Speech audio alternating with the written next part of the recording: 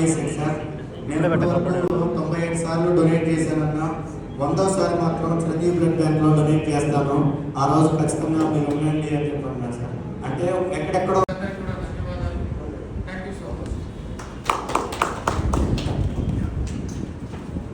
21 సార్లు రక్తదానం చేసిన శంకర్ నాథ్ గారు.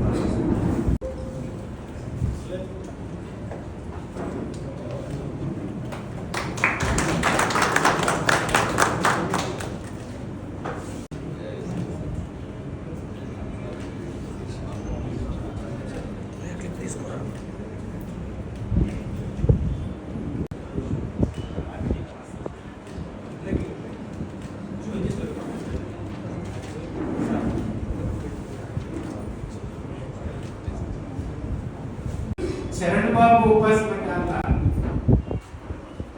వైద్య సహాయం పొంది 17 రోజుల పాటు ప్రతిరోజు ఒక స్పెషలిస్ట్తో వైద్యం చేయించి మళ్ళా నాకు ఇచ్చినా సరే వస్తారంటారా? ఎందుకంటే ఎవరి ప్రాణం వాళ్ళపోయాం.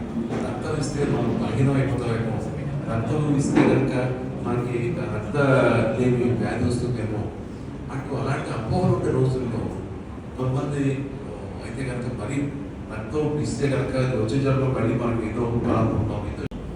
నన్ను కలవాలనుకున్నవాడు, నన్ను మీట్ అవ్వాలనుకున్నవాడు అందులో ఆశించకూడదు. తిరిగి బౌన్స్ బ్యాక్ అయి వస్తుంది కాదని చెప్పేవాడు. కానీ అది ఆశించి కాదు, ధర్మంగా నేను నెరవేర్చుకుంటూ వెళ్ళిపోతున్నాను. ఇందాక వస్తూ గూగుల్ చేశాను ఏంటి ఎంత ఎంటర్ప్రినర్షిప్ అంటే ఏంటి, లక్షణాలు ఏంటి, ఎలాగా అనే దాన్ని తీసుకుంటే కొన్ని పాయింట్స్ ఉన్నాయి. అండ్ ఒక లక్ష్యం ఉండాలి మనకి, దాన్ని సాధించడానికి పర్సివరెన్స్ ఉండాలి, నిరంతర